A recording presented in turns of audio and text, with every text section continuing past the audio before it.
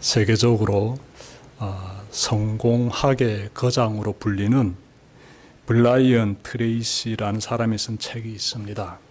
제목이 행동하지 않으면 인생은 바꾸지 않는다. 행동하지 않으면 인생은 바뀌지 않는다. 제목이 그렇습니다. 이 책에 나오는 실화가 있어가지고 제가 좀 전해드리고 싶어요. 하루는 저자가 친구들과 함께 사업에 관한 이야기를 나누었습니다. 그때 아주 똑똑하고 또 친절한 성품까지 지닌 한 사람이 이런 말을 했어요. 이 사람은 사업을 해서 크게 성공한 사람입니다. 그가 이런 말 하는 거예요. 나에게는 확고한 원칙이 하나 있어 언제나 성공을 최우선으로 둡니다. 이 사람이 가지고 있는 원칙이 무엇이다? 성공을 최우선에 둔다는 것이에요. 가족과 보내는 시간도 중요한데 일단은 일에 집중하고 성공한 다음에 가족과 함께 물질적인 풍요로움을 누리며 시간을 보내는 게 더 좋은 거 아니겠습니까? 라고 이어서 말합니다. 이 사람이 지금 무슨 말 하는가 하면요, 크게 사업을 내서 성공한 사람이 친구들 앞에서 하는 말 들어보니까 나는 일이 먼저다. 이것이에요. 가족은 그 다음이다. 일을 해서 돈을 많이 벌게 되면은 그 다음에 그 돈으로 가족과 함께 풍요로운 삶을 살 수 있기 때문에 나는 일을 가장 앞자리에 둡니다. 라고 말하는 것입니다. 그런데 그 자리에 아내가 함께 참석하고 있었는데 아내의 얼굴빛이 굳어집니다. 남편이 그 말을 듣고 아내가 충격을 받게 되지요. 그런데 이 일이 있고 나서 얼마 지나지 않아 아내가 안타깝게도 암에 걸립니다. 그래서 암투병을 받다가 끝내 세상을 떠나게 돼요.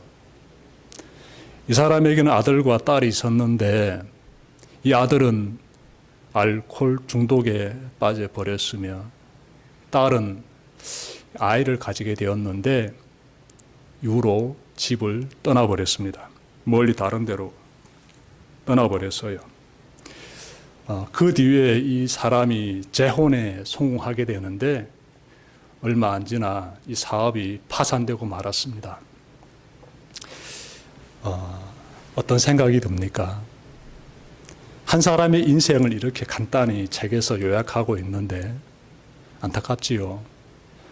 일을 가장 앞자리에 두고 정말 최선을 다해서 달려갔던 아주 똑똑하고 또 성품도 반듯한 사람인데 결과가 굉장히 안타깝습니다.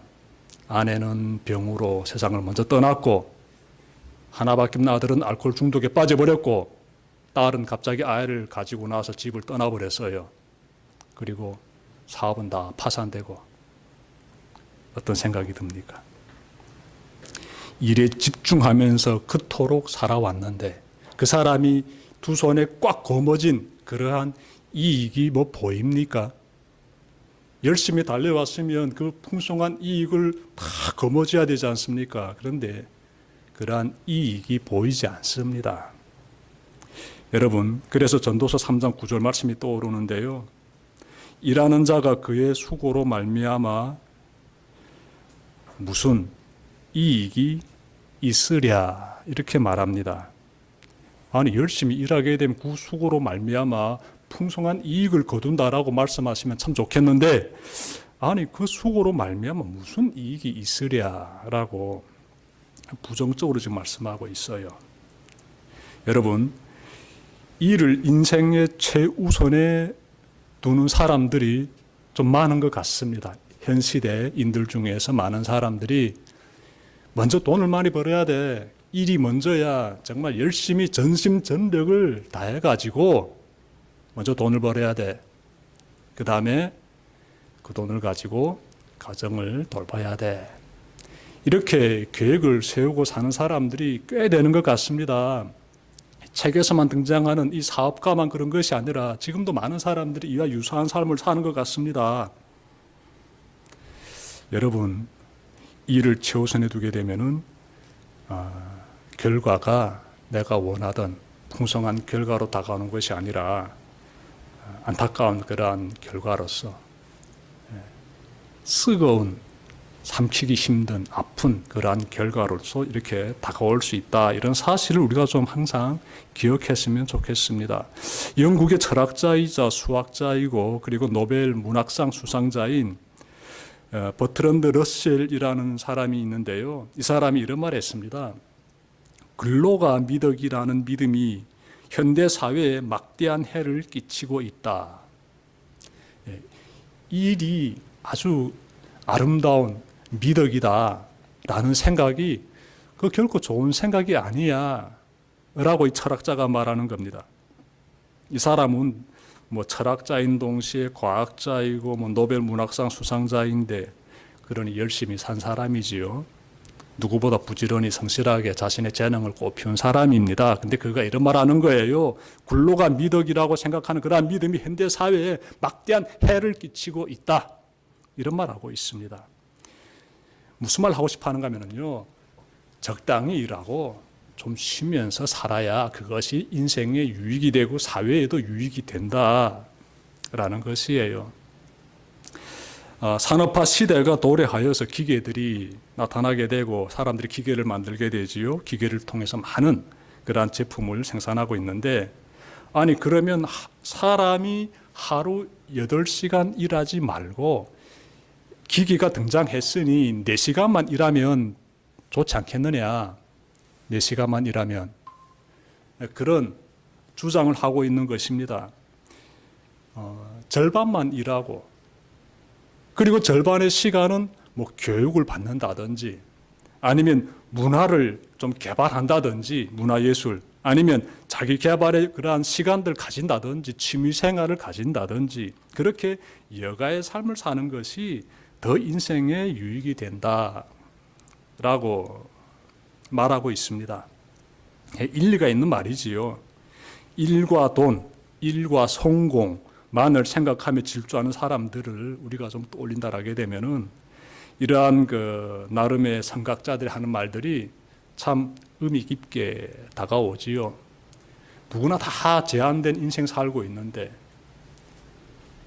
참 소중한 삶의 시간을 지금 딱 이렇게 누리고 있는데 그러한 삶의 시간을 일하는 데 다 쏟아버리게 되면은 결과적으로 별로 인생의 유익을 누리지 못한다는 것이에요.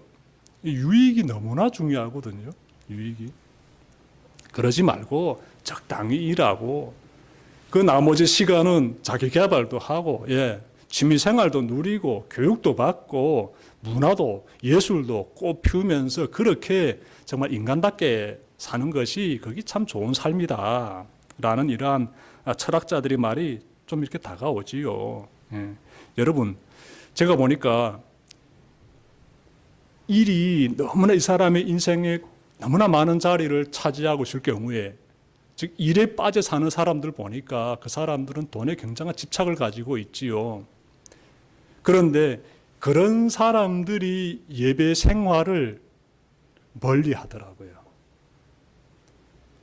예배 드립시다. 하나님께 나와 예배 드리고요. 우리 하나님이 우리와 함께 하시는데 하나님께 우리가 드릴 수 있는 몸의 표현 예배밖에 없습니다.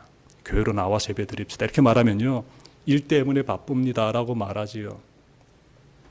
일 때문에 바쁩니다. 그러니까 일에 몰두하고 일이 나의 인생의 최우선 자리에 두고 성공을 위해서 달려가는 것 이것이 썩 좋은 모습이 아니지요. 전도서 기자가 말하고 있지 않습니까? 그렇게 일하는 자의 수고로 말미암아 무슨 이익이 있느냐.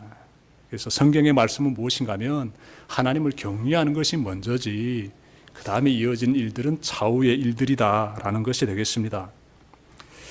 일에만 몰두하는 삶의 무익함을 언급한 솔로몬은 11절에서 세 가지 깨달음을 제시합니다. 첫째는 하나님이 모든 것을 아름답게 창조하셨습니다 라는 사실이에요. 첫 번째 깨달음 무엇이다? 하나님이 모든 것을 아름답게 창조하셨다라는 것이에요. 자, 11절 앞부분 말씀 제가 읽겠습니다. 하나님이 모든 것을 지으시되 때를 따라 아름답게 하셨고 아름답다는 단어가 너무나 우리의 마음을 밝게 해줍니다. 여러분, 너무 일에만 빠져 살게 되면은 하나님이 아름답게 창조하신 이 피조 세계를 감상할 수가 없어요. 여러분, 지금 겨울이지요. 겨울이면요, 이 나무들이 다 잎사귀 떨어뜨려 가지고 앙상한 가지를 드러냅니다. 다 죽은 것 같지요. 하지만 정말 이 차가운 바람이 이 귓전을 때릴 때 우리가 옷깃을 쫙 세우고 몸을 움츠리고 걸어가지만 그 가운데서도 가지 앙상한 나무를 바라보게 되면은 느끼게 되는 것이 있습니다. 야, 이 나무가 겨울을 이겨내고 있구나. 조금만 시간이 지나면 봄이 오겠지? 그러면 나무가 와, 초록색 잎사귀를 터뜨리겠구나. 이 나무가 굉장한 생명의 힘을 지금 발휘하고 있구나. 겨울을 이겨내고자 생명의 힘을 지금 발휘하고 있구나. 우리는 그런 생각을 가지게 되는 거예요. 이 길 옆에 세워져 있는 그 가로수들을 보면서. 겨울의 그러한 아름다움이지요. 겨울의 아름다움. 겨울의 아름다움도 우리가 마음으로 느끼는데 뭐 봄의 아름다움, 뭐 여름, 가을의 아름다움은 더 말할 것도 없지요. 우리로 하여금 아주 정말 그 하나님의 창조의 세계의 그 빛나는 경치, 생명력, 아름다움 다 느끼게 되는 것이지요. 예? 여러분, 하나님이 모든 것을 지으시되 때를 따라 아름답게 하셨다라고 지금 솔로몬이 말하고 있는데 이 솔로몬은 그 아름다움을 보고 있는 것입니다. 예. 아름다움을 느끼고 있는 것이에요. 하나님의 아름다움을 바라보는 사람은 정말 이 사람들이 보여주는 것이 하나 있습니다. 우리 하나님은 창조주 하나님이시지요. 하나님이 만드신 세계를 보니까 아름다워요.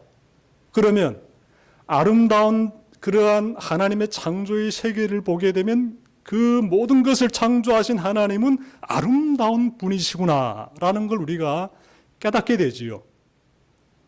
동시에 아름다우신 하나님을 바라보면서 우리가 아름다운 사람으로서 또한 변화되게 되지요. 여러분 지금 어떻게 살고 있습니까? 저는요, 뉴스를 보다가 요즘에 광화문에서 많은 사람들이 모여서 시위하지 않습니까? 그런데 놀라운 장면이 있더라고요. 시위가 다 끝나고 행사가 다 끝났지요. 사람들이 집으로 돌아가는데 그때 젊은 사람들이 이렇게 여기저기에 떨어져 있는 그러한 휴지라든지 기타 등등이라 쓰레기들을 다 주워 담아다가 그 도심을 깨끗하게 정돈하더라고요. 깨끗하게. 그런 모습 보게 되면은요, 이 사람들에 대한 그 아름다운 감정을 느끼게 돼요. 여러분, 얼굴이 미모가 아름다워서 아름다운 것이 아니라 마음이 아름다울 때 인간의 아름다움이 드러나게 되지요. 그래서 뉴스를 보면서 주변을 깨끗하게 정돈하는 그런 그 젊은 사람들의 그 모습을 보면서 야, 정말 아름다운 사람들이 있구나. 세상에 참 아름다운 사람들이 많구나. 그런 생각을 가지게 돼요. 여러분, 하나님을 믿는 사람들은요, 하나님을 바라보면서 하나님의 아름다우심을 닮아간다는데요. 전 대성교회 성도님들 삶의 자리 가운데서도요, 하나님의 아름다우심이 정말 마음껏 피어나기를 바랍니다. 우리 인생 정말 멋있게 살아갑시다. 우리의 삶을 통해서 하나님이 얼마나 아름다운 그러한 걸작품들을 만들어내시는지를 우리가 정말 이 삶으로, 몸으로 경험하면서, 발휘하면서 그렇게 살아갑시다. 그런 사람들의 삶에서 나타나는 모습에 대해서 12절에서 이렇게 말씀하고 있어요. 12절 말씀. 사람들이 사는 동안에 기뻐하며 선을 행하는 것보다 더 나은 것이 없는 줄을 내가 알았고. 중요한 단어가 나오지요. 사람이 사는 동안에 기쁘게 뭘 한다? 선을 행한다라고 해. 기쁘게. 억지로 선을 행하는 거 아니에요. 사는 동안에 기뻐하면서 선을 행하는 것. 이보다 더 나은 건 없다라고 말하고 있습니다. 아름다운 사람에게서 분출돼 나오는 것. 바로 이런 모습이지요.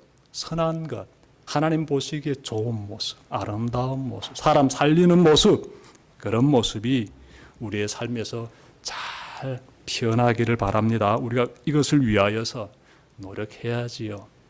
악한 것을 보면서, 나쁜 것을 보면서, 거짓된 것을 보면서 닮아가는 것이 아니라 착한 것을 보면서, 진실된 것을 보면서, 성실한 모습을 보면서 그렇게 닮아가는 그러한 우리들의 모습 되었으면 참 좋겠습니다. 자, 두 번째로 깨닫게 되는 것 있는데요. 11절 중간 부분의 말씀인데, 또 사람들에게는 영원을 사모하는 마음을 주셨느니라, 이렇게 말씀하고 있어요. 그래서 두 번째로 깨닫게 되는 것은 하나님은 인생에게 영원을 사모하는 마음을 주셨다는 것이에요. 우리 모두에게 영원을 사모하는 마음이 있습니다. 영원한 시간, 영원을 사모하는 마음, 인간에게 있다는 것이에요. 하나님이 창조하신 다른 생명체들에게는 그런 마음이 없어요. 하나님의 형상으로 지음받은 인간에게만 영원을 사모하는 마음이 있습니다. 하나님께서 그 마음을 우리에게 심어주신 것이에요. 그래서 말씀하고 있지 않습니까? 사람들에게는 영원을 사모하는 마음을 주셨다. 누가? 하나님이 주셨지요. 영원을 사모하는 마음. 여러분, 무신론자들 보게 되면은, 우리는 영원한 세계 믿지 않는다. 예. 죽음의 끝이다. 영원한 세계 그런 게 없다. 라고 말하는데, 그 사람들도 죽음의 경각에 이르게 되면은 아마 모름지기 영원한 세계에 있다는 것에 대해서 떠올리지 않을까 싶습니다. 영원한 세계에 있어요. 그건 확실히 있는 것이고요. 영원한 세계에 대해서 예수 믿는 사람들은 분명히 알고 있습니다. 여러분, 영원한 세계에 대해서. 오늘날 의학이 발전하면서 의학 기술이 굉장히 지금 발전하고 있지요. 그래서 영원한 세계, 죽음 이후의 세계가 있다는 주장들이 힘을 얻고 있습니다. 대표적인 예가 임사체험이 되겠습니다. 임사체험. 한국의 밀리언셀러 작가인 최 사장이 쓴 책이 있는데요. 이름이 최 사장입니다. 지적 대화를 위한 넓고 얕은 지식 2에서 임사체험에 대해 다뤘습니다. 저자는 책에서 임사체험자들은 인체 밖에서 자신을 보는 체외 이탈의 경험, 빛의 터널을 통과하는 체험, 평온함의 느낌, 지각의 확대, 귀에 거슬리는 윙윙 거리는 소리, 죽은 지인과의 만남, 인생의 회고, 경계 지점에서의 회귀 등을 말한다고 합니다. 임사체험이 여러분들 한번 어떤 것인지 그려보시길 바랍니다. 죽음의 거의 문 앞까지 다가간 사람들이지요. 단편적인 예를 하나 들고 있습니다. 1998년 미국의 팸 레이놀즈의 사례를 언급하고 있는데, 이 책에서 가수 겸 작곡가였던 그녀는 뇌 심층부에 문제가 생겨 수술을 받게 됩니다. 근데 잘 들어보십시오. 담당 의사는요, 이 환자의 체온을 15도씨까지 낮추고 이 여성의 뇌의 혈류를 모두 제거한 상태에서 수술을 진행했습니다. 여러분, 만약 이때 환자가 임사체험을 한다면 그것은 임사체험이 뇌의 죽음 이후에 겪게 되는 경험이라는 증거가 될 수 있습니다. 수술이 진행되는데 1시간 동안 그녀의 뇌파는 정지된 상태였습니다. 수술이 끝나고 팸 레이놀즈는 자신이 임사체험을 했다고 주장했습니다. 그녀는 나는 수술 과정을 지켜보았으며, 그리고 그때 의사들이 어떤 대화를 했으며, 수술 장비들의 형태는 어떠했는지를 정확히 묘사했습니다. 수술 기록에 의하면 수술이 진행되는 동안 레이놀즈의 눈에는 건조를 막기 위해서 테이프가 붙여져 있었고, 귀에는 청각을 보호하기 위해 특수한 효과음을 내는 이어폰이 꽂혀져 있었다라고 합니다. 이렇게 거의 뭐 임사 상태지요. 예, 보십시오. 혈류를 모두 제거한 상태에서 이러한 수술이 1시간 진행되었는데 뇌파는 정지 상태였고 이러한 가운데서 수술받은 환자가 수술이 어떻게 진행되었는지를 다 알고 있다는 것이에요. 임사체험한 것입니다. 현대 과학과 우술의 발전으로 임사체험자들의 증언이 계속하여 나오고 있습니다. 이것은 눈에 보이는 세계 너머에 영원한 세계가 있음을 말해주고 있습니다. 하나님을 믿는 우리는 믿음으로 영원한 세계가 있음을 바라보고 있어요. 죽음의 순간에 가셔야 비로소 깨달은 것이 아닙니다. 그러므로 영원한 세계에 들어갈 그날까지 하나님이 나를 통해 이루시려는 그 일에 대해서 늘 생각하고 그 일을 수행하기 위해 힘을 다해야 합니다. 명심합시다. 하나님을 경외하며 사는 것이 인생의 가장 지혜로운 선택입니다. 하나님을 경외하는 것, 이것이 내 삶의 가장 최우선이다. 그렇게 선택하면서 사는 것, 그 삶이 지혜로운 삶이에요. 14절 보니까 이렇게 말씀합니다. 하나님께서 행하시는 모든 것은 영원히 있을 것이라 그 위에 더할 수도 없고 그것에서 덜할 수도 없나니 하나님이 이같이 행하심은 사람들이 그의 앞에서 경외하게 하려 하심인 줄을 내가 알았도다. 이렇게 말씀하고 있지요. 어떻게?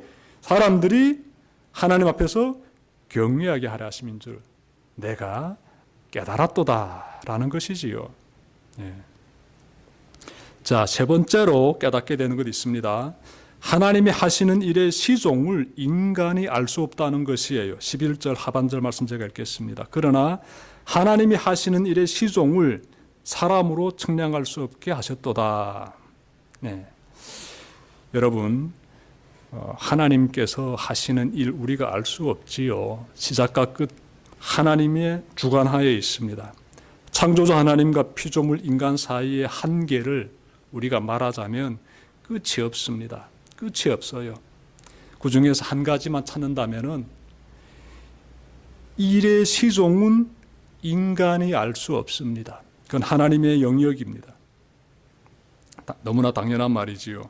모든 만물을 주관하는 분은 인간이 아닌 하나님이시다. 이 사실을 잘 깨달았다면 무슨 일을 시작할 때 하나님부터 우리가 모셔야 한다는 것입니다. 하나님을 잘 모시고 나의 인생의 시작과 끝을 아신 하나님께 나의 삶을 맡겨드리고 그분과 함께 있기를 사모하는 그런 사람이 여러분들 다 되시길 바랍니다. 시편 127편 1절에 여호와께서 집을 세우지 아니하시면 세우는 자의 수고가 헛되며 여호와께서 성을 지키지 아니하시면 파수꾼에 깨어 있음이 헛되도다. 이렇게 말씀하고 있습니다.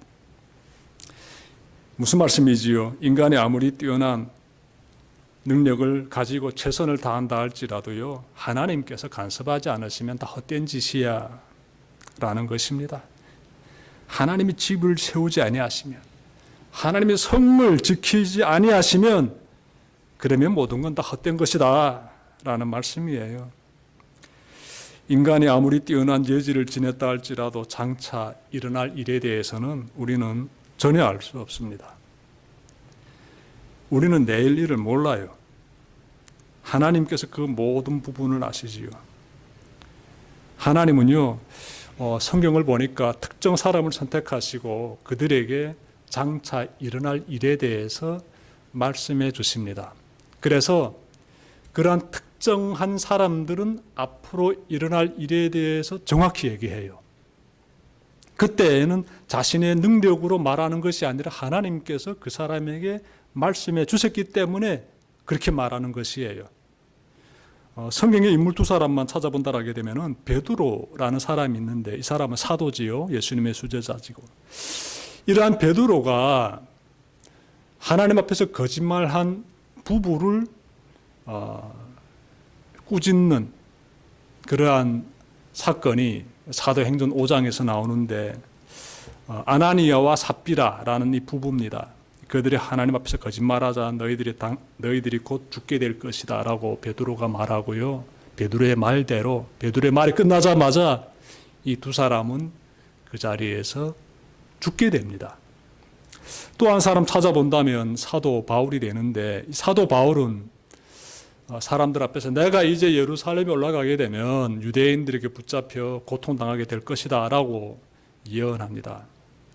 근데 그 예언대로 그가 예루살렘에 올라가서 그대로 유대인들에게 붙잡히게 되고 엄청난 고통 당하게 돼요. 제가 무슨 말씀 드리는가 하면 장래에 일어날 일들에 대해서 정확히 말하는 사람들이 있습니다. 그 사람들은 자신의 능력에 의해서 그렇게 말하는 것이 아니라 하나님께서 그들을 통해서 말씀하시는 거예요. 우리 인간은 일의 미래를, 사건의 미래를, 앞으로 일어나게 될 그러한 일들에 대해서 우리는 알 수 없다. 이것이 성경의 말씀이에요. 따라서 전능하신 하나님 앞에서 우리가 취할 수 있는 행동은 정말 순종하고 그리고 겸손하게 경배드리는 것밖에 없습니다. 자, 13절 말씀 보십시오. 13절 말씀 보시면 사람마다 먹고 마시는 것과 수고함으로 낙을 누리는 그것이 하나님의 선물인 줄도 또한 알았도다. 이렇게 말씀하고 있습니다. 먹고 마시고 수고함으로 낙을 누리는 것이 하나님의 선물이다. 여러분, 참 우리가 하나님 안에 거함으로써 하나님이 우리에게 힘을 주시는, 또 보호해 주시는 그러한 은혜 가운데서 쭉 인생을 살게 되는데, 그래도 오늘 13절 말씀 보니까 그 가운데서 우리가 먹고 마시고 수고하면서 그래도 즐거움의 낙을 누리는 것은 하나님의 선물이다 라는 것이지요. 하나님의 선물이다. 우리가 오늘 하루 살아가는 삶도 하나님의 선물이고 지금까지 살아왔던 삶도 하나님의 선물이죠. 우리가 하나님을 의지하면서 걸었던 모든 삶의 시간들 하나님의 선물이지요. 꼭 기억합시다. 말씀 마치려고 합니다. 만물의 창조주가 되시고 주관자가 되시는 하나님께서 우리에게 영원을 사모하는 마음을 심어주셨습니다. 영원한 세계. 그 마음을 주신 하나님께 감사드리며 그분의 아름다우심을 바라보며 주어진 삶을 온전히 또한 그분께 맡겨드리며 남은 한 주의 삶을 잘 믿음으로 살아가시기를 주님의 이름으로 축원합니다. 기도드립시다.